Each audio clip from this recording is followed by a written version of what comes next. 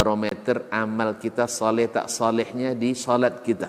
Bila salat kita ikhlas dan sesuai dengan sunnah Nabi SAW, maka insya Allah amalan yang lain mengikuti. Ini aktivitas ini membantu saya di akhirat atau akan menyulitkan saya di akhirat? Kalau seandainya perbuatan itu ternyata akan menyulitkan kita di akhirat kelak, tinggalkan perbuatan itu. Anta ni'mal jund. Kamu adalah sebaik-baik prajurit. Coba lihat. Kamu adalah sebaik-baik prajurit. Maka tujuannya adalah menghancurkan kehidupan rumah tangga.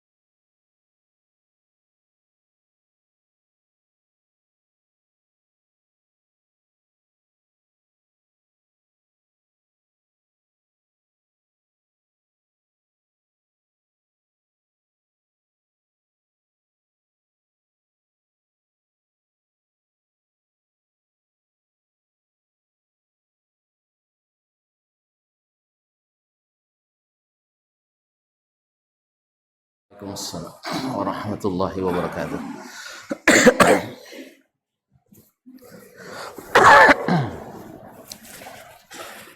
Bismillah. Assalamualaikum warahmatullahi wabarakatuh.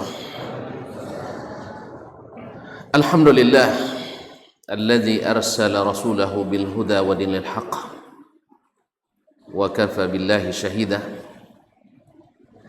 Ashhadu an la ilaha illallah wahdahu la syarika lah wa ashhadu anna Muhammadan abduhu wa rasuluh ba'athahu rabbuhu bashiran wa nadhira wa da'iyan ila Allah bi iznihi wa sirajan munira. Sallallahu alaihi wa ala alihi wa ashabihi kiraman abrara wattabi'ina lahum bi'ihsan laylan wa nahara. Amma ba'du, fa usi bitaqwallahi haqqa taqwa wa muraqabatihi fis sirri wan najwa fa innahu qad faza man ittaqa.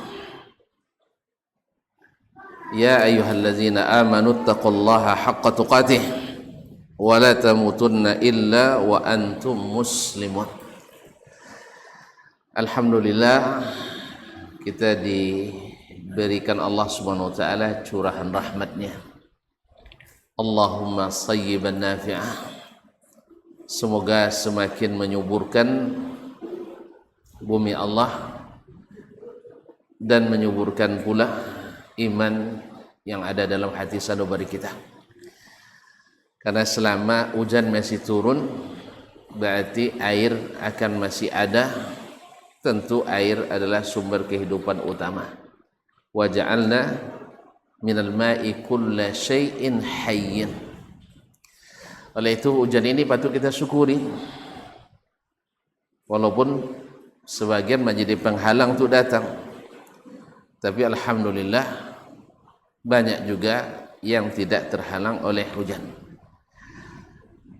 Oleh itu sekali lagi saya mengajak kita bersyukur kepada Allah Subhanahu wa taala atas segala rahmat, nikmat dan karunia-Nya ini. Bapak dan ibu-ibu, saudara dan saudari, ini kata abang kita tadi, pun besar tak sebut gelar, yang kecil tak sebut nama. Orang alim dengan ilmunya, nenek mama dengan adat istiadatnya, tokoh pejabat dengan jabatan dan ketokohannya.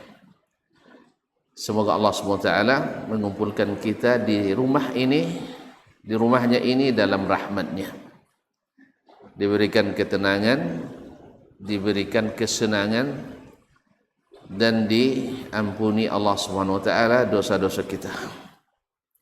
Amin ya rabbal alamin. Kaum muslimin dan muslimat yang dirahmati Allah Subhanahu wa taala. Salawat dan salam kepada Nabi kita sallallahu alaihi wasallam, sang purnama yang cerah menerangi, cahayanya sampai ke seluruh penjuru dan pelosok negeri, sehingga jalan yang dibentangkannya, hidayah yang telah ditunjukkannya nyata, jelas, terang, senang dan mudah. Oleh itu ketika beliau hijrah dari Makkah ke Madinah, orang Makkah karena belum memahami bahwa Nabi adalah ar-rahmatul muhda, seperti kata beliau, innama ana rahmatun muhda, saya ini hanyalah rahmat yang dihadiahkan.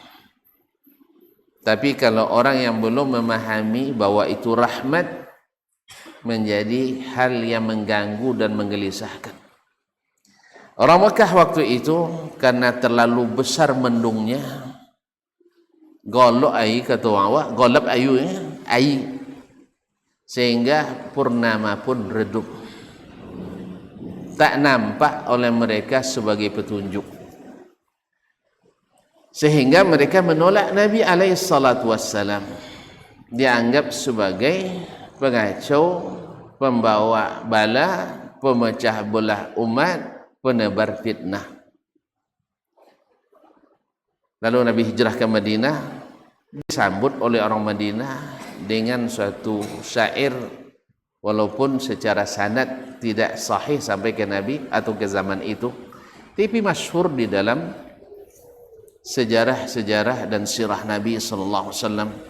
Mereka mengatakan, tala'al badru alaina min thaniyatil wada'i wajaba syukru alaina ma da'a lillahi da'i ayyuhal mab'utsu fina ji'ta bil amril muta'ih. Ini ditahqiq oleh guru kami Syekh Anis Tahir Al-Indonesi dalam kitab khusus Dirasah qasidah Tala al-Badru alaina, dan hasilnya memang secara sanad tidak sahih, tetapi sudah masyhur di kutubus sirat dan tidak dibangun di atasnya hukum syar'i, hanya sekedar pujian ke Nabi alaihi salatu wassalam, walaupun tak di zaman itu diucapkan, tapi pernah diucapkan oleh kaum muslimin. Tala al-Badru alaina, sudah datang bulan purnama kepada kami. Datangnya min thaniyatil wada'i, datang dari thaniyatil wada'.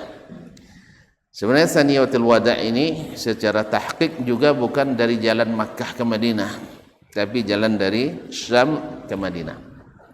Ini termasuk yang melemahkan riwayat tersebut.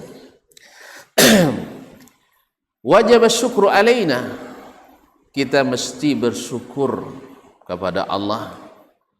Mada'a lillahi da'i, selama ada da'i yang berdakwah kepada Allah Subhanahu wa taala. Wajib kita bersyukur. Selama masih ada da'i, kita akan selalu diingatkan. Dan kalau sudah tiada da'i, kita akan terlalaikan. Maka wajib kita bersyukur selama masih ada da'i yang berdakwah. Maksud mereka di sini adalah Nabi kita Muhammad sallallahu alaihi wasallam, sang purnama. Ma'asyiral kiram, ayyuhal mab'utsu fina, wahai orang yang diutus di kalangan kami, jibta bil amril muta'i, kamu datang membawa perintah yang ditaati. Artinya kedatanganmu ke sini ya Nabi adalah untuk kami taati, karena sebelumnya mereka berbaiat 2 kali di Aqabah yang pertama dan Aqabah yang kedua, yang isinya antara lain adalah as-sam'u wat ta'ah, mau mendengar dan mau menaati. Kaum muslimin dan muslimat dirahmati Allah, purnama redup. Purnama sudah jelas, cahayanya terang, benderang. Kenapa redup? Akibat ada yang menutupi. Semakin tebal awannya, semakin gelap harinya, semakin tak terlihat purnamanya. Artinya Nabi SAW semakin banyak subuhat-subuhat yang menghalangi kita dengan Nabi SAW, maka akan semakin tak terlihat terangnya cahaya Nabi SAW. Imam Malik rahimahullah pernah ditanya oleh seorang laki-laki, ya Abu Abdullah, wahai Imam Abu Abdullah Malik ibn Anas. Malik ibn Anas adalah imam Darul Hijrah, syekhnya para imam, gurunya para imam. Ya, banyak lahir ulama-ulama besar dari tangan imam ini, dan adalah pendiri atau pengasas salah satu dari 4 mazhab fikih yang sampai hari ini masih dipakai di seluruh dunia Islam. Sampai-sampai Dasman ketika pulang dulu dikira orang itu mazhabnya Maliki katanya. Mazhab saya ada semuanya. Ada yang bilang Maliki, ada yang bilang Hambali, bahkan ada yang bilang Wahabi. Ada juga yang bilang saya Sufi, ada yang bilang Sururi, ada yang bilang Hizbi, Ikhwani, semuanya ada. Nah, tapi seperti kata senior-senior saya, da'il ayyama tubdi, biarkanlah hari-hari yang akan menjadi bukti. Ya saya, biarkan hari yang membuktikan, tidak perlu dipromosikan.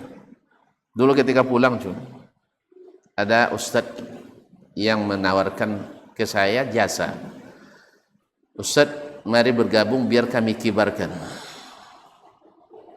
Paham mana kibarkan? Hah? Kan di atas tuh. Waduh, saya tidak biasa dikibar-kibarkan. Saya masih penggamang uang. Tuh penggamang coba. Kalau manjit tinggi-tinggi, osona nak ori, nak jatuh. Jadi tak berani tambah anjing ke tinggi pun. Sengalunya tinggi lalu julur doang nak jatuh. Alun belum lagi tinggi manjatnya, dah banyak yang apa juluk-juluk, tahu juluknya? Banyak juga yang nak mangan jatuh-jatuhkan. Apalagi kalau sudah dikibarkan tinggi-tinggi. Saya bilang biarkanlah secara natural, secara alami, secara sunnatullah. Kalau Allah menghendaki nanti dakwah saya diterima, alhamdulillah. Kalau tidak, saya cari lahan yang lain. Berarti di sini enggak subur. Enggak subur jadi ditanamnya juga. Napalnya kayak di bawah nanam. Ma'asyiral kiram dirahmati Allah. Ma'asyiral kiram, Imam Malik rahimahullah, Imam Darul Hijrah,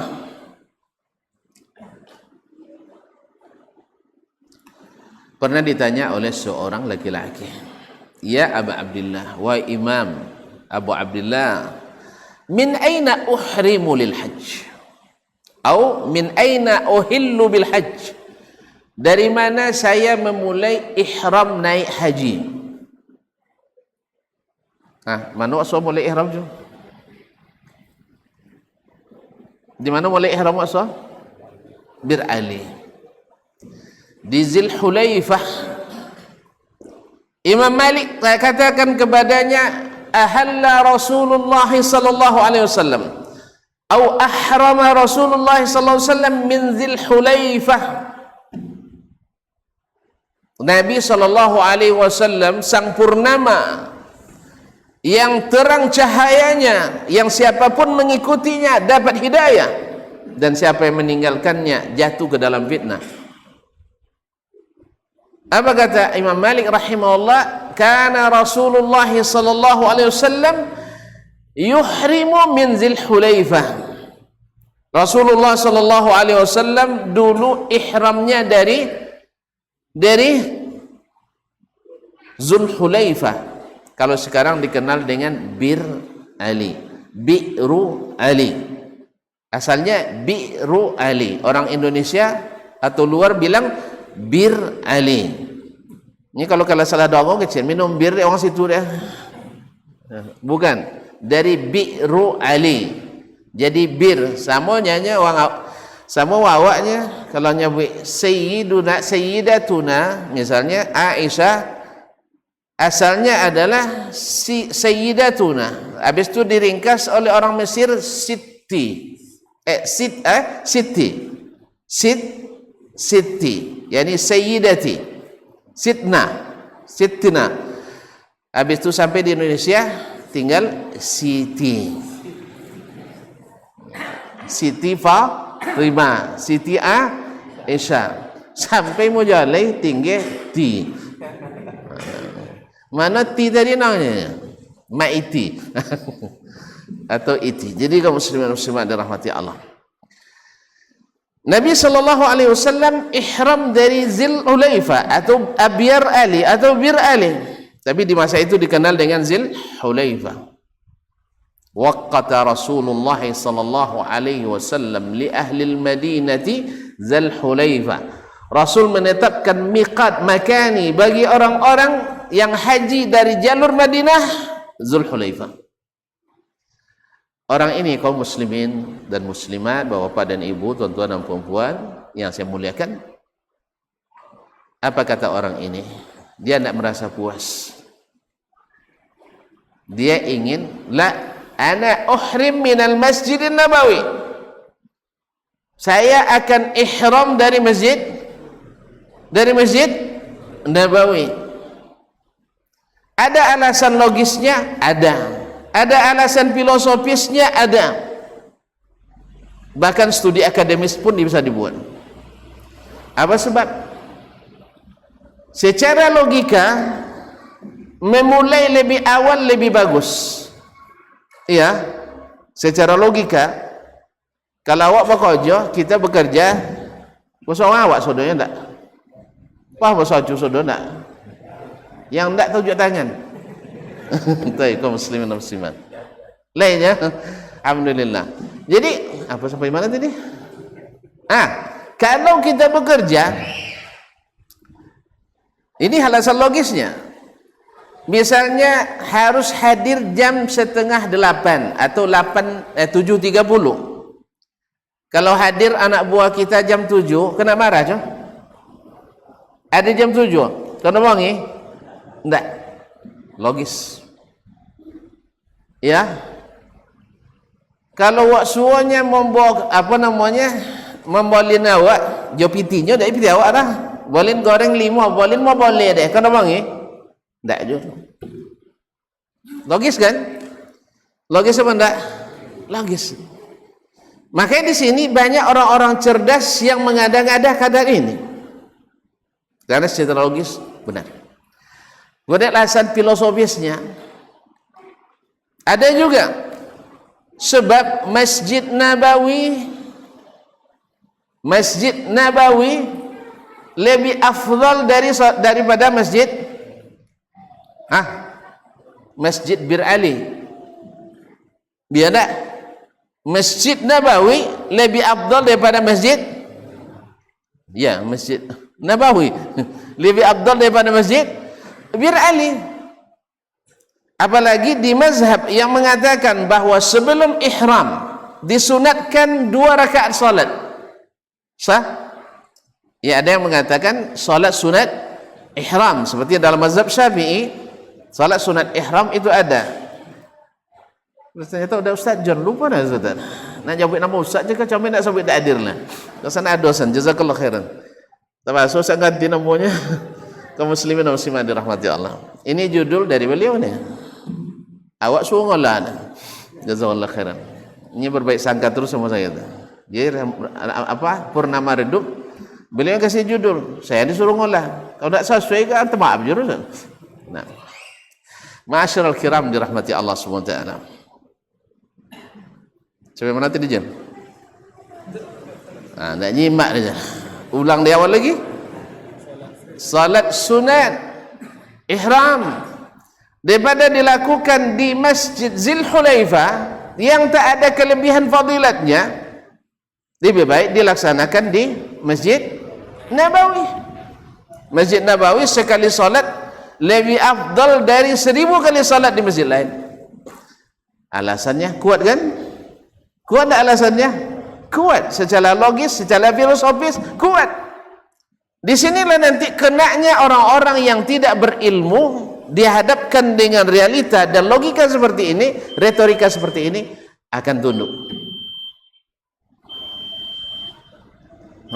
Habis waktu tu. Tak ada potong dipokan tak? Macam ni kono capek dah. Malam tadi dia apa di Trans. Kan tak capek ni kursi ya? Cek jam tak? Lah berapa minit? Kajian. Tu salah jam tak? Baik, azan lah dulu. Apa waktu? Oh, lambat mulai. Yalah tak apa bang. InsyaAllah kalau lambat sudah bang. Lambat sudah. Tapi jenis risau bang, ada makannya juga ni. Jadi awak tak perlu risau, sikok makannya. Iya sikok makan tak? Itu je lah, aman. Jadi kalau nak nyurah sudah, pengampang wik mah. Iyalah. Astagfirullah.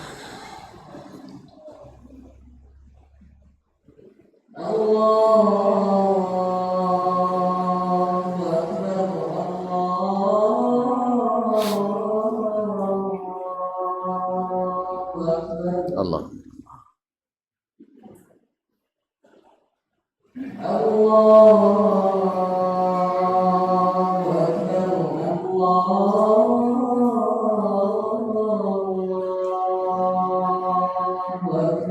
Allah. Asyhadu an la ilaha illallah.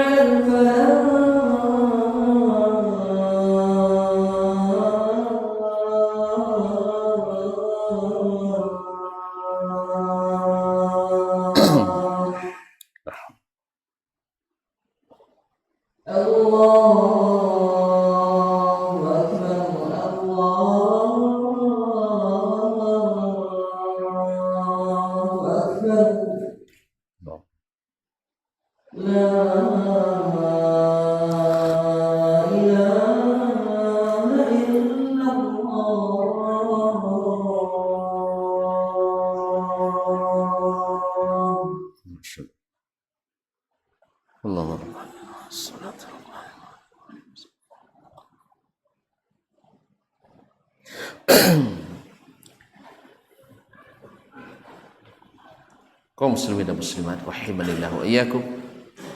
Jadi Imam Malik rahimahullah tadi alasan filosofisnya adalah salat di Masjid Nabawi lebih afdal.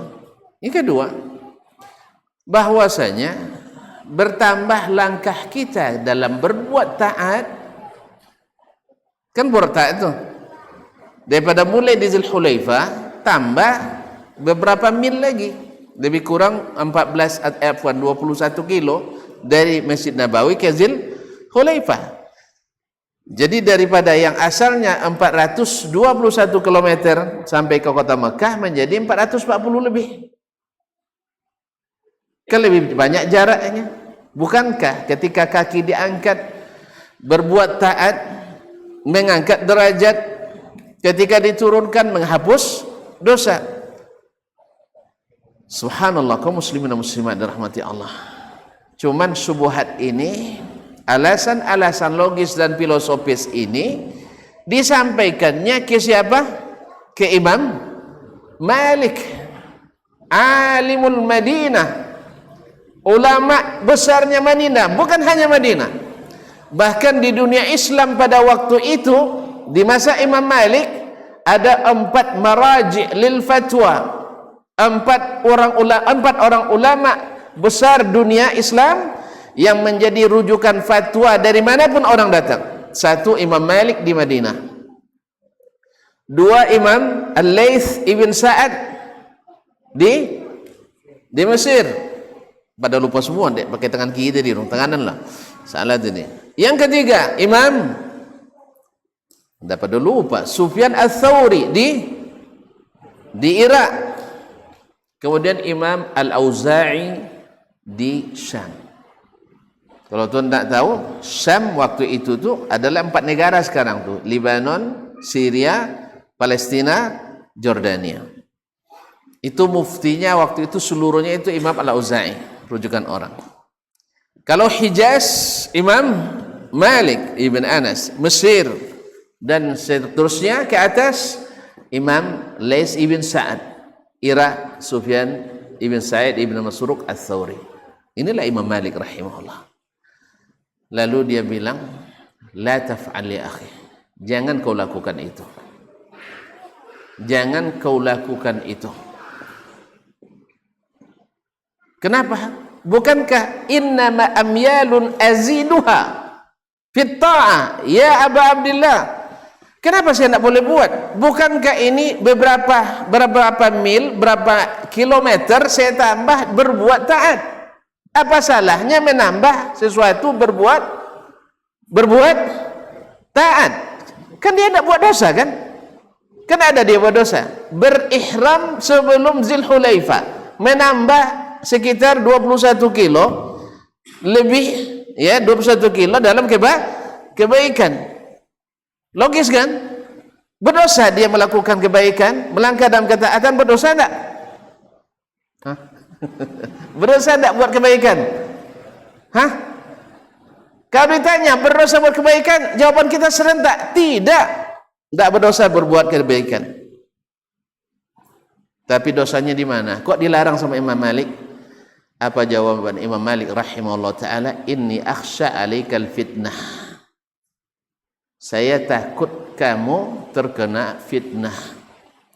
Atau apa itu fitnah? Yaitu menyebabkan perselisihan umat berkepanjangan gara-gara mengada-ngada dalam agama.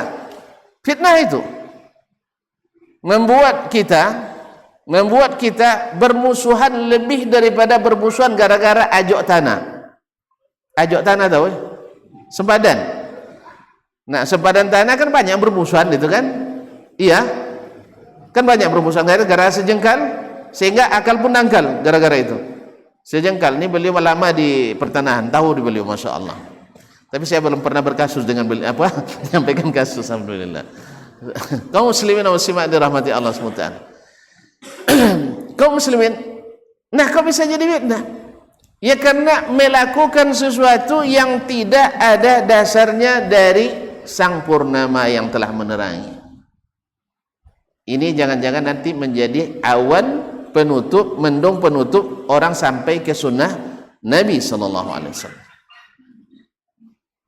Inni akhsha alaikal fitnah. Saya takut kamu terkena fitnah.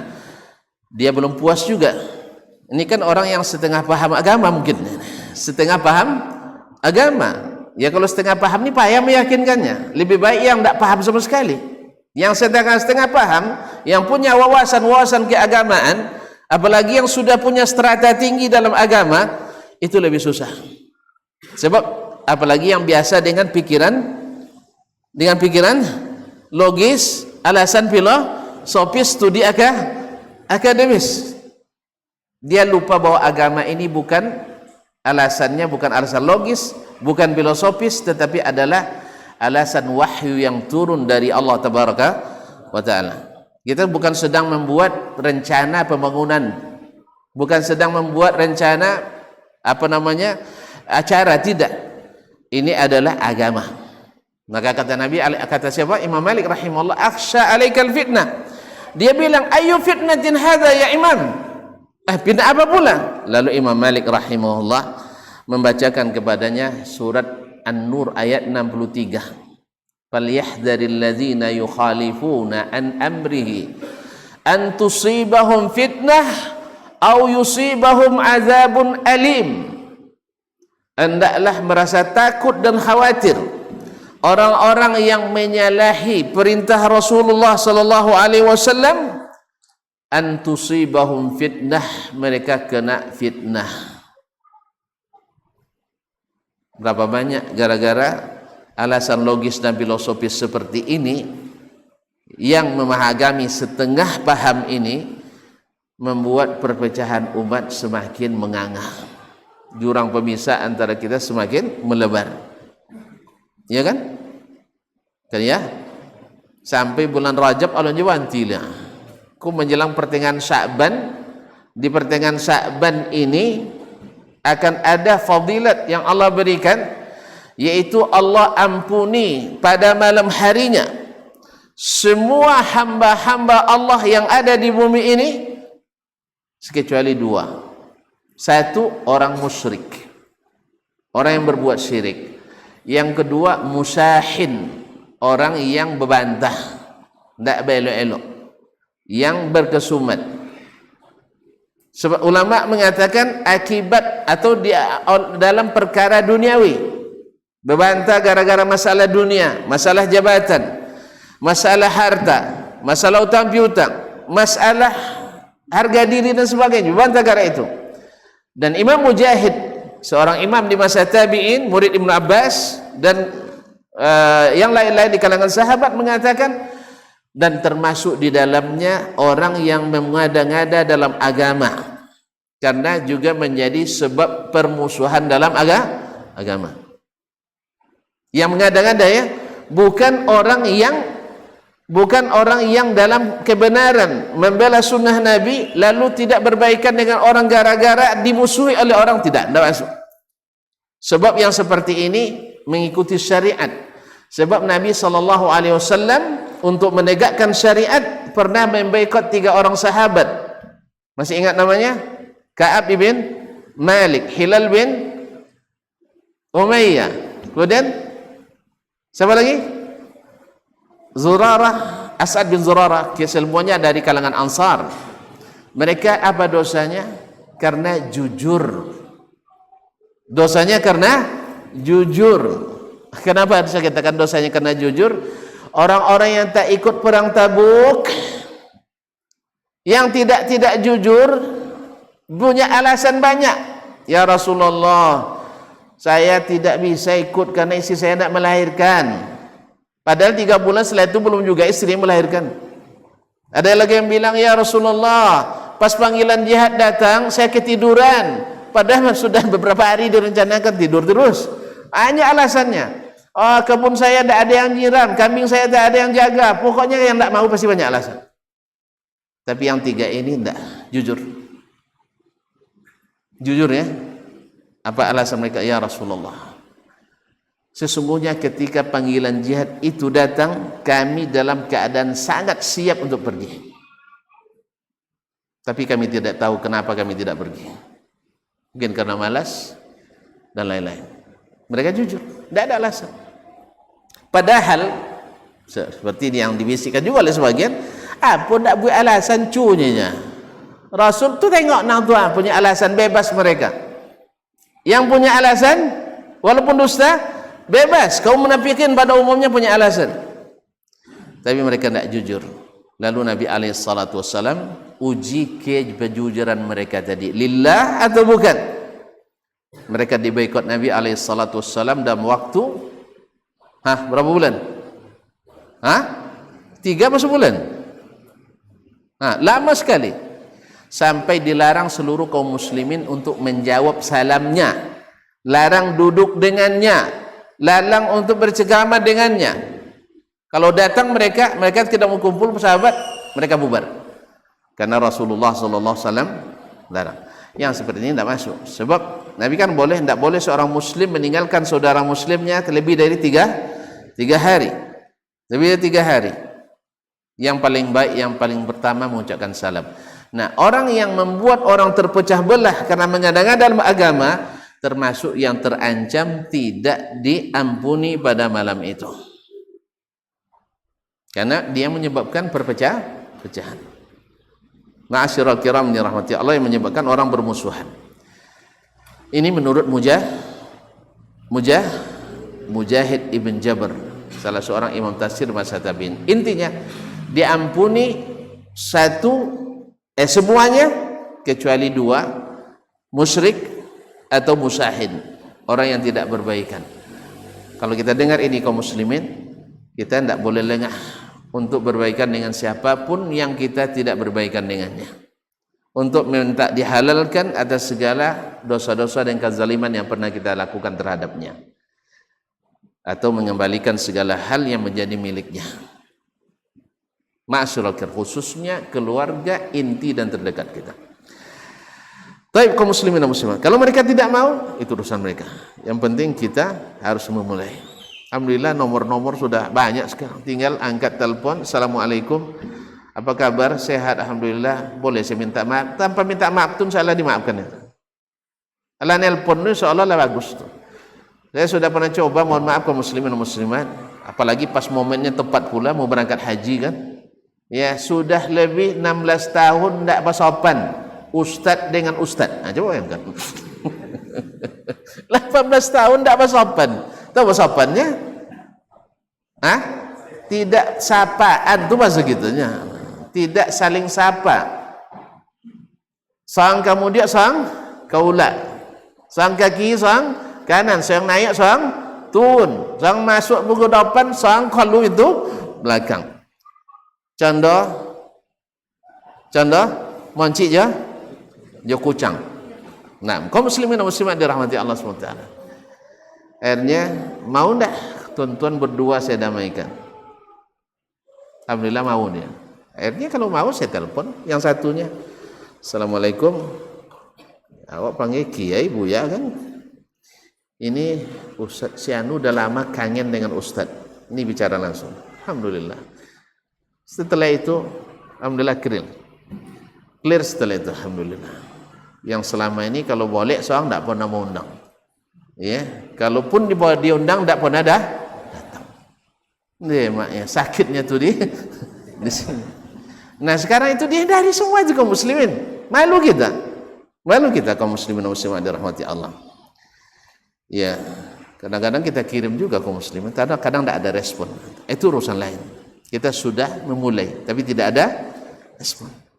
Karena orang kan tidak sama. Kalau sudah terluka sekali, ya, susah diobati. Kadang-kadang tidak salah gerak, kadang-kadang bukan. Allah musta'an. Ala kulli hal kaum muslimin. Nah, diampuni kecuali dua musyrik atau yang tidak berbaikan dengan saudaranya. Kembali ke yang tadi. Imam Malik rahimahullah membacakan kepadanya ayat falyahzaril ladzina yukhalifuna an amrihi an tusibahum fitnah aw yusibahum azabun alim. Di mana Imam Malik memahami itu kaum muslimin, bahwasanya menambah kebaikan yang tidak diajarkan oleh Rasulullah sallallahu alaihi wasallam dalam suatu amalan yang asalnya disyariatkan tapi ditambah. Dari mana Imam Malik tahunya? Dari sang purnama yang tak pernah redup sebenarnya, yaitu Rasulullah sallallahu alaihi wasallam. Datang 3 orang pemuda, hadis ini masyhur dan sering diulang-ulang, kepada istri-istri Rasulullah sallallahu alaihi wasallam. Kenapa ke istrinya? Nak menanyakan seperti apa ibadah Nabi yang tak terlihat, yang di rumahnya. Lalu para istri itu menceritakan bagaimana Nabi, ada yang nanyakan tentang solat malam. Tentu Nabi solat malamnya panjang, cuman ada tidurnya. Kayak gitu. Ditanya lagi tentang puasa sunatnya, Nabi banyak puasa, tapi ada juga hari tidak berpuasanya. Kalau ditanya tentang istri, jangan tanya lagi, malu kita. Awak kan berapa istri cuma? Hah? 8 orang? Cia. Itu tancam tahu itu. Abang kalau jembek lambat pulang. Jalan mana aku tahu. Tahun dua trotoar lainnya, amwa tahun dua trotoar pula tahun dua uang lainnya. Itu bahasa. Pahamnya ya? Alhamdulillah. Kaum muslimin dan muslimat dirahmati Allah. Jelas? Mendengar apa yang mereka dengar dari istri Nabi tentang ibadah Nabi sallallahu alaihi wasallam, mereka kembali berpikir secara logis dan punya alasan filosofis lagi. Apa alasan mereka? Secara logis, Nabi orangnya sudah diampuni dosanya. Kalau dia malamnya tidur, sebagiannya salat, ya wajar, dosanya sudah diampuni kok. Kalau kita belum. Oleh sebab itu, ada alasan filosofis lagi, bahwa menambah waktu salat, kan menambah waktu salat. Nabi misalnya 2/3 malam dia salat, kita salat 3/3 malam, kan menambah panjang waktu salat sunat. Datang lagi alasan akademisnya, berbuat taat, yaitu salat malam. Mungkin tak Allah marah sama kita? Mungkin tak berdosa? Apakah mungkin seseorang berdosa karena salat? Mungkin? Tidak mungkin. Dia menghabiskan malamnya untuk apa? Untuk salat. Maka bertekadlah salah seorang dari mereka, yaitu saya akan salat malam tanpa tidur. Jadi lengkap alasan logis, alasan filosofis, dan studi akademis, lengkap sudah. Yang satu lagi, Nabi, alasan logisnya, Nabi wajar puasanya tidak tiap hari karena dosanya sudah diampuni, dijamin masuk surga. Nampak tuan-tuan, perempuan? Baik, kaum muslimin dan muslimat dirahmati Allah. Alasan akademis lagi. Mungkin tak Allah melarang, mungkinkah Allah memberikan dosa kepada orang yang puasa? Mungkin? Mungkin tak Allah memberi dosa pada orang yang puasa?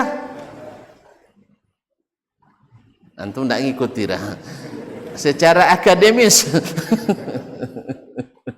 tidak mungkin, karena alasannya, kalau kan ini analogi semua nih, andainya kita punya utangnya misalnya 2 juta, lalu setelah dibayar kita tambah 2 juta lagi, berdosa?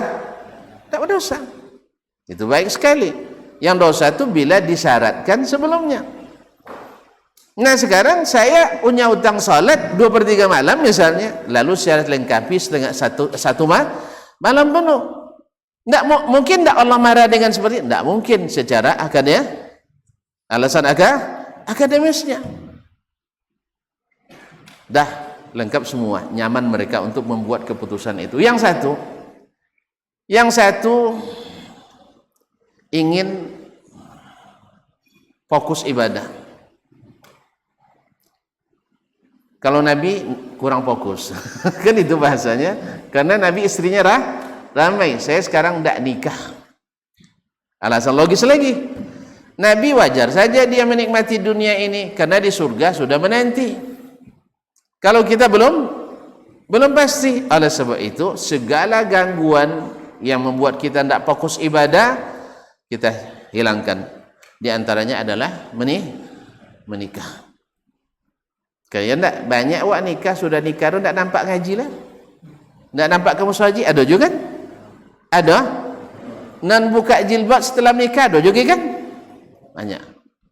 Topik juga alasannya, punya alasan logis. Alasan filosofisnya, orang yang ibadahnya diselang-selingi dengan kemesraan dunia, kenikmatan dunia, tentu tidak akan sama dengan orang yang ibadahnya tanpa selingan, iya kan? Iya enggak? Dikiaskan nanti kalau orang salat sejak masuk masjid, salat terus sampai azan, dengan orang yang salat habis itu duduk lagi, habis itu salat lagi, mana yang lebih besar? Yang salat terus. Ini alasan filosofisnya. Bertambah bertambah ayu tambah gulo. Ya enggak? Tambah ayu tambah gulo, tambah lama tambah pahalo. Logik apa? Masuk kan? Secara terka masuk. Alasan akademis lagi. 6. Terbukti bahwasanya orang yang menikah pasti sibuk cari nafkah. Betul?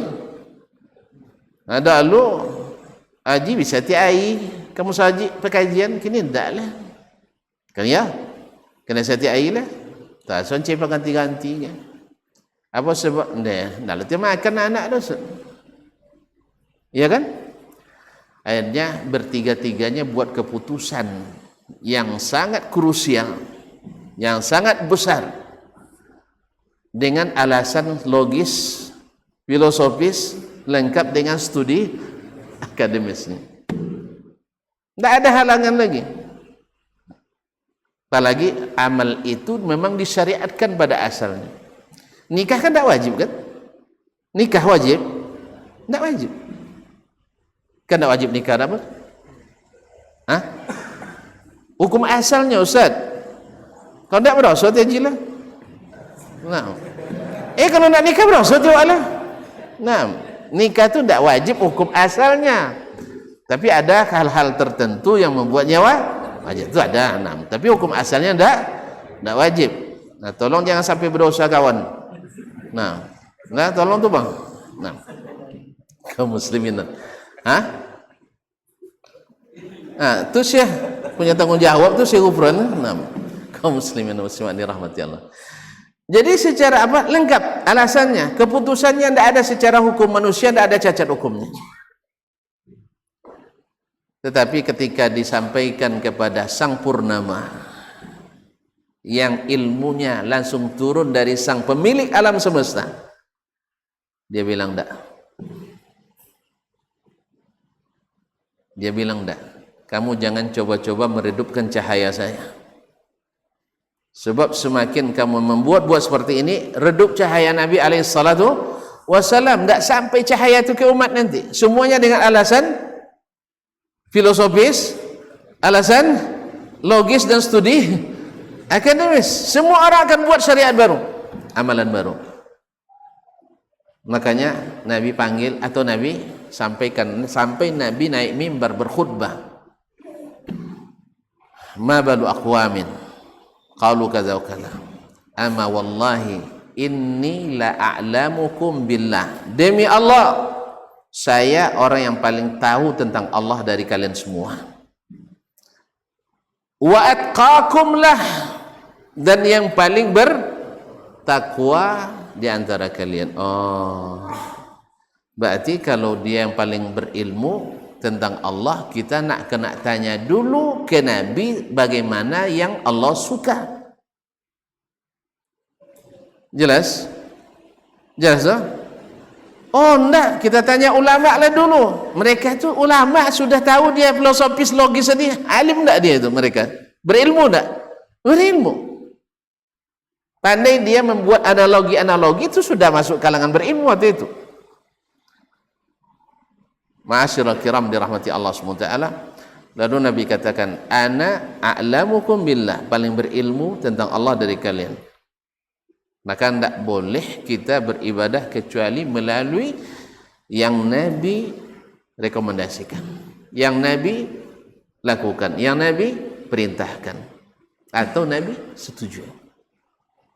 Ternyata ini tidak disetujui oleh Nabi SAW. Ini juga sebesar-besar dalil bahwa tidak semua yang baik menurut kita diterima oleh Allah SWT.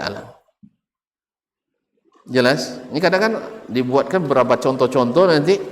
Ini contohnya Nabi terima, ini contoh terima. Kita buat ini contoh yang tidak Nabi terima. Berarti yang diterima harus disaring oleh Nabi SAW. Kalau tidak lulus saringan Nabi, berarti tidak diterima. Nah ini termasuk yang tidak terima. Makanya tidak kita buat kaedah asal baik mesti diterima, tidak. Karena ingin membuat redupnya Sang Purnama.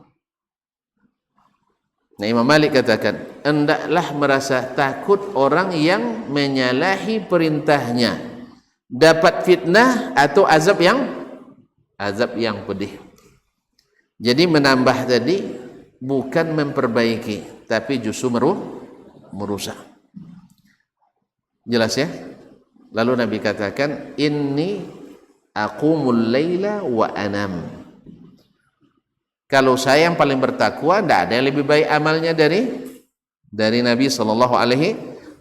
Karena definisi takwa itu melaksanakan perintah Allah dan meninggalkan larangannya. Itu kan itu yang takwa. Tidak ada perintah yang harus ditaati secara mutlak kecuali perintah Allah dan Rasul. Orang banyak ingin meredupkan purnama ini, sehingga yang cahaya yang sudah dipancarkannya banyak yang tertimbun oleh hal-hal yang diada-adakan. Padahal Nabi lah yang paling berilmu dan Nabi lah yang paling bertakwa. Oleh itu kaum muslimin dan muslimat dirahmati Allah, maka dalam beramal ini seorang muslim, mumpung ini Ramadan adalah musim panennya kita. Tuan-tuan kalau panen apa encak? Nan lama tu panen omes ya, tahu panen om. Kinilah bisa dipanen lah loh. Panen piti. Baik, panen sampai lah sih. Panen sawit. Iya Jo? Baik, panen sawit. Tuan-tuan kalau nak panen dipilih tak buahnya? Dipilih? Atau asal ambil aja? Dipilih. Pilih yang paling matang, yang paling segar. Apa sebab? Nilainya tinggi, nilai jualnya tinggi. Apa maknanya? Di bulan Ramadan tuan-tuan nak beramal harus juga pilih-pilih yang punya nilai tinggi. Makanya tukang panen pun kan diajarkan kan bagaimana panen. Kalau dulu apa dia untung sudah ke bawah deh. Apa nak panen bulan suaminya? Lain panen bulan potong sedos. Makanya kaum muslimin dan muslimat, pilih panen yang terbaik, yang sudah matang. Apa maknanya? Kalau nak beramal, pilih yang jelas laku, jangan berspekulasi.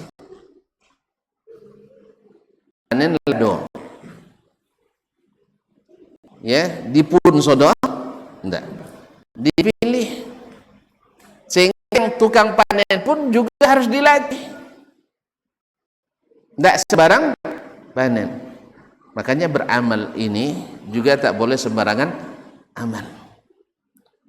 Makanya muslimin dan muslimat ahlu sunnah wal jamaah, yaitu para as-sahabatu radhiyallahu anhum, karena ahlu sunnah yang dari generasi kita umat Islam ini yang sempurna seluruh anggotanya ahlu sunnah wal jamaah hanya generasi sahabat, hanya generasi sahabat yang seluruhnya ahli as-sunnah. Tidak ada anggota sahabat yang masuk ahli selain non-sunnah. Tapi di kalangan tabi'in tidak. Sudah mulai tidak seragam lagi. Ada sunnah, ada non-sunnah. Yang ikut sahabat sunnah. Yang setengah ikut, setengah tidak, dominannya non-sunnah. Sebab air ini kaum muslimin, air jernih kan, ada gincu cair, setitik jadilah. Masukkan ke dalam air ini, namanya air apa? Air gincu. Kan tidak air bersih lagi, nama air gincu. Makanya untuk merubah posisi kita dari ahlus sunnah, cukup satu saja non sunnah yang kita anut, tapi yang berkaitan dengan keyakinan. Misalnya anut aliran Syiah misalnya. Kalau sudah anut aliran Syiah, otomatis non sunnah. Atau berpemahaman khawarij. Ini perlu didudukkan kaum muslimin, karena sebagian sekarang tidak jujur dalam mendefinisikan khawarij. Banyak orang tidak jujur, yang mendefinisikan khawarij. Mereka mendefinisikan khawarij asal tak sepaham dengannya lalu disalahkan ini khawarij. Gimana Ustaz? Ini adalah distorsi ilmu. Ini dosa besar. Sehingga orang nanti asal ada ulama yang menyalahkan ulama yang lain, oh ini khawarij ini.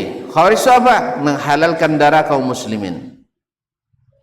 Maka berhati-hati kita sebagai alim, sebagai da'i, sebagai mufti. Makanya qadhi tak boleh memutuskan perkara dalam keadaan marah. Mufti juga tidak boleh dalam keadaan marah. Mesti lillahi tabaraka wa ta'ala. Ini asal menyalahkan dituduh khawarij. Ini Nabi tadi sudah menyalahkan tadi ya. Kan dicalon ketiga tadi. Lah buat keputusan, lah sepakat mereka, ijma' mereka bertiga disalahkan oleh Nabi. Berarti Nabi na'udzubillah, tsumma na'udzubillah. Makanya kaum muslimin dan muslimat banyak dai-dai penimbul fitnah banyak. Gara apa? Satu, karena tidak berilmu yang cukup ada. Ada yang berilmu tapi tidak jujur dalam menyampaikan ilmu juga banyak. Kalau tidak keluar ayat Nabi sallallahu alaihi wasallam, ayyuma rajulin su'ila ilman au utiya ilman au atahu Allahu ilman fakatamahu aljamahu Allahu yaumil qiyamati bilijami min nar. Siapa yang Allah berikan ilmu kepadanya lalu dia sembunyikan, hari kiamat dikekang dengan api neraka mulutnya. Naudzubillah tsumma naudzubillah. Baik kaum muslimin dan muslimat dirahmati Allah. Jadi Ramadan ini yang akan dekat depan mata kita sebenarnya adalah bulan panen bagi kaum muslimin. Bukan lagi bulan bercocok tanam. Tidak, bukan latihan lagi. Ya, dulu disebut bahwa Ramadan itu madrasah untuk berlatih, tidak. Ramadan itu adalah musim memanen hasil. Ya, kalau kan bukan nyusu aja ya. Bonak manobe, bila kan bertanam, bila kan tumbuh, bila kan berbuah. Makanya banyak gara-gara puasa tua ndak solat subuh.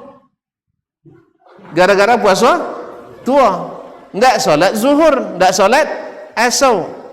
Sudah sahur jam 2, lebih lolok bakawuk sampai jam 5. Kadang sampailah doke azan mugai.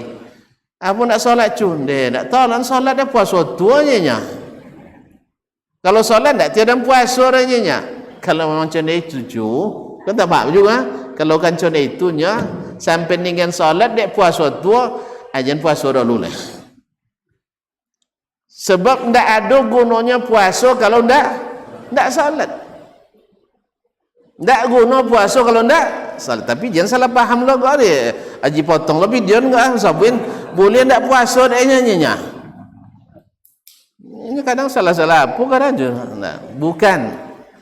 Maksudnya adalah bahwasanya salat itu lebih afdal, lebih utama daripada puasa. Oleh sebab itu makanya sebenarnya seperti kata para ulama, seperti disebut oleh Imam Ibnu Rajab dan Lataiful Ma'arif, sebenarnya orang sudah mulai bertanam sejak bulan Rajab kemarin. Kan bulan Rajab itu kan bulan haram. Ya, bulan mampu manobe maintio, yaitu dilapangkan semak-semak itu, hilangkan segala kezaliman dari diri, baik yang berkaitan dengan hati, berkaitan dengan lisan, berkaitan dengan tangan, kaki dan anggota badan lainnya. Karena di situ akan ditanam kebaikan tu. Kebaikan ditanam di hati, hilangkan segala bentuk kesyirikan, kemunafikan, ya, hasad, dengki dan sebagainya. Hilangkan itu di bulan Rajab kemarin. Habis itu setelah hilang itu baru ditanam dengan amal-amal yang baik, zikir yang semakin banyak, kemudian hati yang semakin bersih, ya, kemudian amalan sedekah, amalan baca Quran dan seterusnya. Nah, di bulan Sya'ban ya barah bulan menyiram dan menyiangi. Kalau lah mulai nampak tumbuh ancak, tapi dengan syarat tadi bibitnya unggul dipilih. Kan itu yang tadi. Buah hasilnya sesuai dengan bibit yang kita pilih tadi. Ya ndak asal yang mau itu boleh ya rusaknya. Ndak, kita harus tumbuh yang sangat baik. Pilih bibit unggul.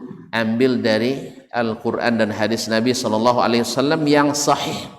Yang tidak sahih tinggalkan, karena kita tidak dijadikan hujjah, atau hujjah tidak diterima kalau lemah. Nah, kaum muslimin dan muslimat, sepakat ulama secara definisi bahwa hadis dhaif itu termasuk hadis yang ditolak. Saya tidak tahu di kalangan ulama mustalah yang mengklasifikasikan hadis dhaif itu termasuk hadis yang diterima. Jelas, hadis dhaif masuk klasifikasi hadis ditolak. Kalau tidak ditolak kan tidak dijadikan dasar hukum. Ini sepakat semuanya, kecuali dalam beberapa masalah seperti dalam tafsir, dalam bahasa, dalam fadhailul amal. Boleh diamalkan hadis dhaif, tapi syaratnya ketat. Syaratnya super ketat. Hampir-hampir tak pernah dilakukan oleh yang mengamalkan hadis dhaif. Oleh sebab itu, pendapat yang kuat dalam masalah ini adalah hadis dhaif tetap tidak diamalkan, karena dia lemah. Karena dia lemah. Ulama sepakat mengatakan dia hadis yang ditolak. Nah, karena di bulan Sya'ban ini akan ada hadis-hadis yang lemah, bahkan lemah sekali, bahkan palsu, yang menjadi bahan amalan orang di bulan Sya'ban ini, sehingga sunnah Nabi menjadi, purnamanya Nabi menjadi redup oleh banyaknya subuhat-subuhat tadi. Sunnah Nabi di bulan Sya'ban, beliau sangat banyak berpuasa di bulan Sya'ban. Sabit dalam hadis Usamah ibn Zaid, dalam hadis Aisyah dan lain-lainnya. Ditanya ke Nabi SAW tentang puasanya di bulan Sya'ban, kok banyak sekali ya Rasulullah oleh Usamah? Nabi menjawab, "Hadza syahrun yaghfulu anhu katsirun minan nas." Bulan yang dilalaikan banyak orang. Baina Rajab wa Ramadan. Yang kedua, wa huwa syahrun turfa'u fihi al-a'mal. Bulan yang diangkat di dalamnya amalan-amalan kita setahun. Wa uhibbu an yurfa'a amali wa ana sha'im. Dan saya berharap amalan saya diangkat dalam keadaan saya berpuasa. Nah, berarti puasa di bulan Sya'ban andalan bagi Nabi dan mesti jadi andalan bagi kita. Sampai-sampai Nabi dalam hadis Sahih Bukhari menyebutkan, kana Rasulullah SAW yasumu Sya'bana kullah. Nabi puasa bulan Sya'ban semuanya. Tapi sepakat ulama menyebutkan bahwa makna kulla di sini adalah alal ghalib, pada ghalibnya. Karena ada hadis lain yang mengkhususkan kana la yasumu kasamu Sya'ban illa ba'dah, kecuali sebagiannya, atau illa qalilan, atau kecuali sedikit. Kaum muslimin dan muslimat dirahmati Allah, tidak ada amalan-amalan khusus yang berkaitan dengan hari-hari khusus di bulan Sya'ban ini. Yang ada adalah semuanya adalah dalil umum. Maka amalan umum diamalkan secara umum, amalan khusus mesti memiliki dalil khusus. Adapun mungkin di kita mungkin tak begitu itu, yaitu mengkhususkan malam pertengahan bulan Sya'ban dengan amalan-amalan khusus, itu termasuk yang tidak sabit dari Nabi sallallahu alaihi wasallam. Ada hadis diriwayatkan oleh Imam Ibnu Majah dalam As-Sunan dari Ali bin Abi Thalib radhiyallahu taala anhu, yang mengatakan bahwa kita disuruh untuk berijtihad ibadah di malam pertengahan Sya'ban. Tapi hadis ini dihukum oleh ulama hadis, sepakat mereka bahwa hadis ini adalah dhaifun jiddan. Hadisnya sangat lemah. Bahkan Imam Asy-Syaukani dalam Nailul Awthar mengatakan hadisnya palsu. Hadisnya palsu. Demikian juga orang yang mengatakan bahwa atau ada riwayat mengatakan siapa yang melapangkan bagi keluarganya di malam itu, Allah lapang baginya urusan dunia. Ada lagi orang yang melakukan solat alfiyah, solat 1000. Tidak pernah dengar kan? Ya lah, tidak usah lah. Kalau itu tidak usah saya sebut. Nanti tutup pelajari penasaran pula. Nah, ketemu buku nanti sahih katanya. Kadang-kadang yang mengatakan sahih itu tak tahu mana sahih mana dhaif. Dia tidak tahu sahih mana dhaif, tidak tahu dia. Cuman karena didengarnya orang bilang sahih, sahih katanya. Iya, pernah ada seorang penceramah mengatakan di salah satu kajiannya bahwasanya ada seorang sahabat bernazar akan menyembelih seekor sapi. Ketika nazarnya jatuh tempo, tak jadi dapat beli sapi. Ngadu ke Nabi SAW. Apa kata Nabi SAW? Kamu nanti solat di sini bersama kami, jemaah. Selesai salam, langsung berdiri dekat pintu. Siapa yang keluar sebelum selesai zikir dan doa bersama, ini bahasa ustadznya, bukan bahasa hadisnya. Katanya hadis. Maka tangkap dia, dialah sapi. La ilaha. Hadis Sahih Bukhari katanya. Selesai kajian itu, besoknya yang jemaah nelpon saya, Ustaz, malam tadi saya dengar kajian, bunyinya begini. Ya saya tidak tahu ya, saya tidak dengar langsung ustadznya. Yang jelas kalau mungkin jemaahnya salah terima, itu urusan dia. Yang jelas katanya di hadis riwayat Imam Al-Bukhari. Alhamdulillah dah tamat juga Sahih Bukharinya, walaupun tidak hafal. Ya, tidak pernah pula terkenang oleh kita baca hadis itu. Tapi jalan, daripada bola apa diulang baca kembali. Tidak juga ada orang cari pula Sahih Muslim, tidak juga surah. Dicari pula dalam kitab-kitab Imam Al-Bukhari yang lain. Mana tahu ada dalam Al-Adabul Mufrad kan, atau Juz'ul Qira'ah khalfal imam, atau Af'alul Ibad, atau At-Tarikhul Kabir, At-Tarikhul Awsat, At-Tarikhul Saghir, Ad-Du'afa, dan lain-lainnya. Lapuin cih tak jumpa surah. Akhirnya ambil Syekh Google ini yang paling hafiz kini kan. Ya tu bahasa Syekh Google. Ndak jo kalu dah. Pon yang awak jadi gara-gara di hadis palsu tadi. Akhirnya berberanikan bertanya ke Syekh di Madinah lah. Telepon asin dong hadis kanya. Hadis palsu tu katanya. Ayalah. Ya tiada dan cesi ndak wasu. Se Google pun obedi dengan alhamdulillah. Kalau sempat diterima mentah-mentah seperti itu, setiap yang tidak solat berjamaah, tambah lagi fitnah sekarang kan, ya, musolli aliran sosek, ini bahaya nih, menjadikan ukuran bahwa masjid yang tidak zikir bersama aliran sesat, ini banyak kone ini kan, ini bangsa ini, masjid raya kone ini, masjid kok kone juga, tidak ahli sunnahnya masjid kalau tidak zikir bersama, fitnah jadi bang ya. Ini fitnah, na'udzubillah. Sejak kapan pula ciri khas Ahlussunnah harus zikir bersama? Zikirlah bersama, tidak ada masalah, tapi jangan dibatasi bahwa Ahlussunnah harus zikir bersama. Nak zikir bersama silahkan, tidak ada masalah dah. Cuman jangan fitnah yang tidak zikir bersama. Kau adu lo Muhammadiyah sama NU gara-gara ada itu jangan. Amal sesuai dengan ilmu yang Anda miliki, tapi jangan fitnah yang lain. Salahkan aja. Ini beda, fitnah dengan menyalahkan beda. Ya, kalau antum tanya nanti apa hukum zikir bersama, saya akan bahas nanti berdasarkan hadis. Tapi tidak kini dah. Salah paham gini, laisa cumpan bilo sudah kan. Tidak gini bahasa. Akan saya bahas. Ini benarnya, ini salahnya, itu benar. Tapi sampai fitnah kalau asal zikir bersama ini keluar dari Ahlussunnah. Alhamdulillah kan tidak pernah kita bilang. Jelas? Yang hanya kita katakan menurut sunnah Nabi seperti ini. Tapi yang tidak melakukan ini keluar dari Ahlussunnah, tidak. Kita tidak katakan itu. Antum aja yang baperan menafsirkan sendiri perkataan saya.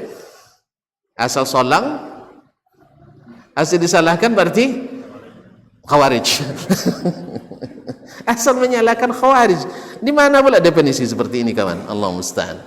Jadi kaum muslimin dan muslimat dirahmati Allah, agar purnama itu tidak redup, jangan buatkan banyak awan dan mendung. Biarkan sinar itu sampai ke masyarakat bahwa beginilah Nabi di bulan Sya'ban. Tidak ada mengkhususkan malam setengahnya. Walaupun beliau yang katakan, apabila datang setengah bulan Sya'ban, Allah ampuni bagi hamba-hambanya kecuali dua, musyrik dan orang yang masih belum berbaikan dengan saudaranya. Orang berbantah-bantah. Dah, itu saja. Tapi apakah Nabi mengkhususkan malam itu dengan salat Alfiyah tadi, salat 1000 tadi? Enggak ada. Tentu atuk salat 1000-nya. Enggak, elok jadi bahas lah ya. Kau jadi penasaran lah, lama lo kosan je kan. Salat 100 rakaat, di setiap rakaat dia baca qul huwallah 10 kali. Dia 10 kali 100 jadi 1000, qul huwallah 1000. Ini asal muasalnya dulu di Baitul Maqdis, entah tahun keberapa saya tidak ingat, ada seorang laki-laki namanya Ibnul Hamra, anak Wang Sira. Ya, amaknya kulitnya merah karena orang-orang Syam itu rata-rata kulitnya merah, putih kemerahan. Ibnul Hamra, dia sholat di Baitul Maqdis. Dia yang pertama sholat pertengahan Sya'ban itu di situ dengan membaca rakaat pertama Al-Fatihah, selepas itu qul huwallah 10 kali. Jelas? 10 kali dibacanya. Dan salat 100 rakaat. Lalu dia namakan salat itu dengan salat Alfiyah. Awalnya diikuti 1-2 orang. Lama-lama diikuti banyak orang. Akhirnya penuh masjid oleh orang. Akhirnya sejak itulah yang tersebarnya fitnah yang diada-adakan ini. Akhirnya karena itu ada lahir pula hadisnya. Jadi dulu amal kalau bodoh hadisnya. Jadi banyak seperti itu. Hadis belum ada, amal sudah ada. Akhirnya keluar hadis untuk mengokohkannya. Oleh itu kaum muslimin dan muslimat, itu sebabnya di masa tabi'in masih kokoh mengikuti sahabat. Mereka kalau ada yang keluar dari sunnah melakukan amalan yang diada-adakan, hadisnya masuk ruang karantina sampai ditolak hadisnya. Seperti kata Muhammad ibn Sirin, seorang imam tabi'in, bila dari ahli sunnah diterima hadisnya, bila dari non sunnah ditolak hadisnya. Di situ mulai. Baik kaum muslimin dan muslimat dirahmati Allah.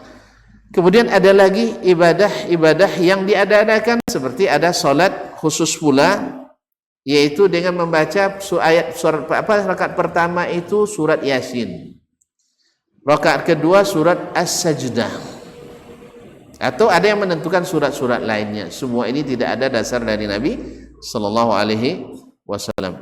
Oleh sebab itu kita harapkan kepada kaum muslimin, di segala amal kita ambillah dari Sang Purnama, singkirkan segala mendung, singkirkan segala awan yang pekat, asap-asap yang melindungi, supaya purnama itu tidak redup. Tala'al badru alaina min thaniyatil wada'i wajaba syukru alaina ma da'a lillahi da'i ayyuhal mab'utsu fina ji'ta bil amri bi amril muta'i. Semoga Allah SWT jadikan apa yang Nabi wariskan itu benar-benar terang benderang, tidak terhalang sampai kepada kita, dan kita merasa cukup dengannya, karena Nabi yang paling bertakwa, tak ada amalan yang lebih baik darinya, dan Nabilah yang paling mengetahui Allah SWT, lebih tahu apa yang diinginkan Allah dari kita. Nampaknya jadi juga lama ini ya sebenarnya, ibarat apa, ikan pari, ikan gulama ya, enak dimakan di dalam masjid. Ya, sebenarnya hati tidak ingin berlama-lama, tapi makanan dah dibawa ke masjid. Oleh sebab itu ada yang tanya, oleh itu wangi nang kewak. Tahu apa tu?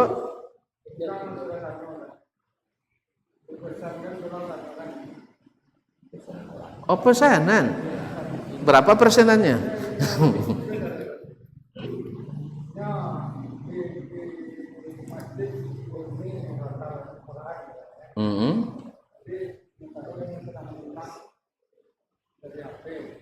Mhm.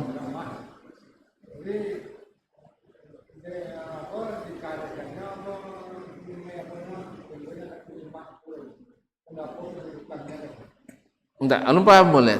Di masjid idun murattal. Sudah itu?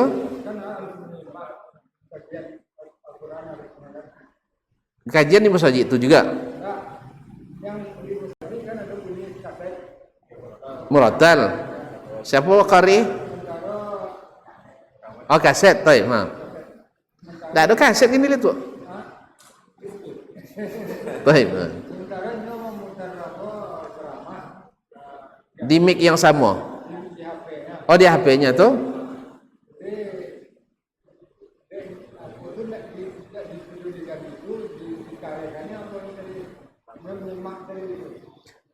Intinya mana yang perlu nyimak ngaji atau nyimak ceramah? Oh, itu. Payah pertanyaanmu tuh. Kenailah tanyong tuh Kaum muslimin dan muslimat yang dirahmati Allah. Itulah sebabnya sebagian ulama melarang menghidupkan pakai mikrofon hal-hal yang sebelum azan. Itu tuh Pak Menteri buat surat edaran dulu. Nya memang ke awak lain tak apa-apa bono. Kalau di Jawatan jam 3 mulai bandu lah. Nya bahasa Arab tapi suang Arab dong tak paham. Inyo pakai bahasa Arab tapi wong Arab tak paham dong udah pahamnya. Bandu dari jam 3. Akhirnya yang mau sholat malam tidak bisa, yang nak zikir terganggu, nak muraja Al-Quran tidak bisa, nyoba campur soal mikrofon dengan soal ini termasuk juga diingatkan di bulan Ramadan kan awak suka teriak-teriak sampai togang buat sahurnya lebay irama lagi lah. Nah, lengkap sahur sekali 5 menit sehingga kodok tergelenji amak-amak masak. Nah, kalau dulu lumayan ya dulu ibu-ibu di kampung itu kan bergerak-geraklah katanya karena waktu sahur sudah masuk katanya. Apa bergerak-gerak rupa bagara. Ibu-ibu semua bagara lah tu bagaranya milenial dah habis dia haji bagaranya masak nasi. Nah, kalau sekarang dah sekali 5 menit ni akhirnya yang nak solat tak bisa, selalu terganggu. Yang nak tidur lagi juga tak nyaman, harus lagi nak pergi kojok. Ya kalau tiap saya 5 minit sahurnya tu bini tak nyaman, bang jago lahnya jogong anak dunyanya dan tahuin jogongnya banyak cerita bini sudah itulah. Akhirnya tambah lapon yang kena tekote dek bini, kena soga-soga dek uang membembon ni musoji, akhirnya sahur tak lomak makan. Jadi ada yang baik, yaitu azan pertama. Azan pertama itu ya sekitar setengah jam sebelum azan kedua, dan itu waktu terbaik sahur kita. Andainya pun orang setelah azan lama elok dulu tak terganggu tidurnya. Andainya orang nak menyambung solat malam misalnya di akhir malam itu tak terganggu solatnya. Ini tak yang nak solat payah, yang yang nak tidur terganggu. Nah contohnya dalam pertanyaan tadi dibunyikan kaset di masjid sebelum azan setengah jam. Ini boleh dibuat nanti alasan logis dan filosofisnya buat studi akademisnya. Berapa persen yang menyimak? Coba berapa persen yang menyimak? Tidak adanya. Kemudian berapa persen yang lebih cepat setelah dibunyikan kaset itu ke masjid dibanding hanya dulu panggilan azan? Alhamdulillah selama 6 tahun itu sejak darun dan dahulu Mau pergi masjid oleh anaknya ngaji baunya. Ngaji bau. Pasti itu alasan ngaji wang bau. Ke dia, bang siap-siap lagu masjid. Lah, ambil lah ngaji wang baunya. Jelas kaum muslimin. Berarti dari sisi faedah juga minim. Dan mudaratnya jelas terganggu. Contohnya tadi terpaksa berlumba HP-nya aja mikrofon musajid. Tapi bagi yang nak pertahankan sampai apa dia buat HP ke musajidnya kan itu lagi. Nah, kalau nak pergi ngaji pergi kakiannya, pada musajid kau aja nya. Banyak lagi nanti itu. Itu bahasa debat lagi, bahasa debat. Jadi kaum muslimin dan muslimat dirahmati, ada yang lebih parah lagi nanti. Ada beberapa masjid gara-gara musik Islami ini, ya di 10 malam terakhir copele duit pada malam-malam biasa ni. Nolah jam 3 mulai kini jam 2 sudah mulai meduin siapa nomornya yang selawat apa nomor Sabian apa Nisa Sabian Nisa Sabian kalah tonton buka mai petang kenala ala kan ala boleh sekali yang diulang kaum muslimin dan muslimat dirahmati Allah. Itu yang dihidupkan di rumah Allah. Na'udzubillah. Sejauh ini kaum muslimin dan muslimat dirahmati Allah. Makanya kaum muslimin dan muslimat, dulu orang-orang jahiliyah buat patung di masjid itu mereka bukan dengan niat buruk, dengan niat baik. Itu nama-nama orang soleh semuanya patung tu. Kalau sampai dan dahululah soleh waktu itu ada patung dasban situ.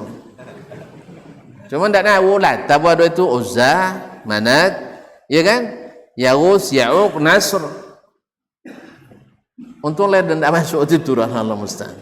Kaum muslimin dan muslimat. Sekarang kita dengan niat baik juga. Cuman apakah itu ada di dalilnya atau tidak?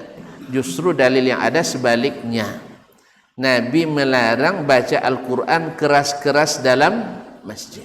Tadi surat Tirmizi, la tajharu bil Qur'ani fil masjid. Nas secara tekstual dan kontekstual. Nabi larang jangan kalian mengangkat suara baca Quran dalam masjid. Fa inna fihi man yazkurullah. Karena ada yang sedang berzikir. Wa man yusalli. Ada orang yang sedang salat. Wal yad'u dan yang berdoa. Berarti membaca Quran untuk tidak disimak, mengganggu yang lain, itu dikhawatirkan mendatangkan dosa. Karena kita tidak nyimak, padahal disuruh menyimak, disuruh mendengarkan, kita tidak dengarkan. Gharimnya aja dia tidur dia sedang mutar. Sering saya saksikan, bukan popak dewa kan? Ya sudah duit saya kaset dulu deh jam 4 atau jam 3.00. Sudah itu azan baik kalau dokek lah nak tabiat tai. Apa nak azan tadi? Tololok Ustaz, tapi kaset ni duit. Berarti tidak ada gunanya sama sekali. Jadi kalau ada juga mempertahankan sebenarnya hanya sekedar ikut ego saja. Kalau secara manfaat ya saya belum buat penelitian terus terang. Tetapi apa yang Anda saksikan ya rata-rata orang terganggu olehnya. Rata-rata orang terganggu. Bukan justru ini. Masa baca Quran terganggu katanya. Ya sangit suara onda lainnya kan. Onda selenso paile kalau Quran dari awal. Orang sedang salat. Orang sedang salat. Pas selesai mu ayat tapi bezo ujung. Taikun dan baca tadi. Sana terganggu. Buktinya tuan-tuan kalau tidak percaya, coba nanti suara asung anak kenek kan. Awak tengah solat suaranya baca Quran belakang. Kayak tidak terganggu. Iya tak? Sambil lalu tidak bersawar lah terganggu tuan-tuan. Alun astagfirullah lah ke belakang tengok. Anak siapa ni? Kau sana anak imam sana. Ini kaum muslimin dan muslimat dirahmati Allah. Terganggu. Yang bilang tidak terganggu memang hebat sekali itu. Masih ganggu. Nabi yang larang itu. kecuali kalau memang kita duduk untuk mendengarkannya. Ya, kita dengarkan bacaan Quran dari qari fulan bin fulan, seluruhnya duduk untuk mendengar, itu silahkan, bagus itu. Ini yang baru bagus. Tapi setelah hidupkan kaset, yang hidupkan tidur, ya, yang di pasar sibuk jual beli, yang lain dan sebagainya, wallahu taala alam, ini justru mendatangkan mudarat. Ya, tambah lagi listrik, tambah aja bayu kan. So, itu ngiwangi pengurus, apa tambah listrik kan nya. Dulu 3 atis, kini lampai ati mau puluh. Nya tambah idun kaset, idun sebalen itu. Allah musta'an. Jadi itu nak minjam tu acara tak boleh orang.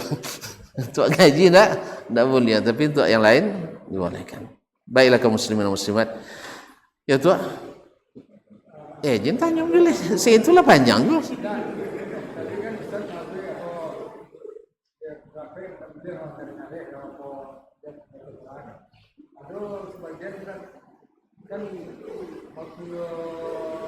Enggak, ya.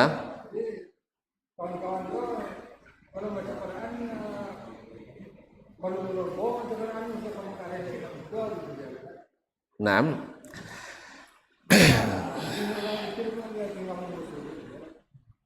Nya kalau sampai kian cito dia itu Masjid Nabawi. Iya betul tu, tentu dia lepas nanya nyebut macam itu. Apa caranya? Lama-lama bacanya. Kalau le sama-sama baca tak apa tu. Kan Nabi sebut ada yang berdoa, ada yang munajat, ada yang salat. Tapi kalau lama sama, muik-muik kan belajar tahsin kadang mau sama baca sama menghafal, tak ada kata ganggu, nyala sama-sama rumah. Jalannya, alhamdulillah.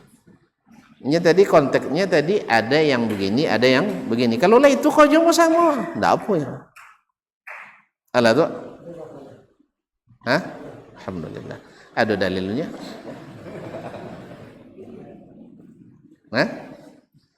Nah, baiklah kaum muslimin dan muslimat dirahmati Allah, sampai di sini kajian kita malam ini.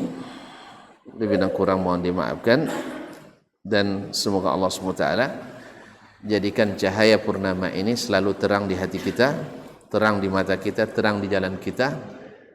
Dan untuk itu maka kita harus selalu hindarkan hal-hal yang menghalangi cahaya itu sampai kepada kita dengan mengambil cahaya-cahaya yang lain atau membuat asap-asap, awan-awan, mendung-mendung yang menghalanginya.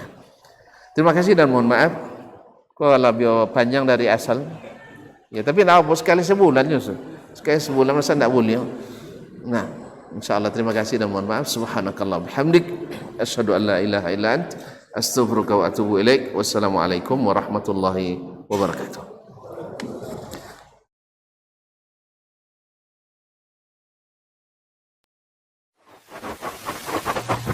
Barometer amal kita saleh tak salehnya di salat kita. Bila salat kita ikhlas dan sesuai dengan sunnah Nabi SAW, maka insyaAllah amalan yang lain mengikut. Ini aktivitas ini membantu saya di akhirat atau akan menyulitkan saya di akhirat? Kalau seandainya perbuatan itu ternyata akan menyulitkan kita di akhirat kelak, tinggalkan perbuatan itu. Anta ni'mal jund.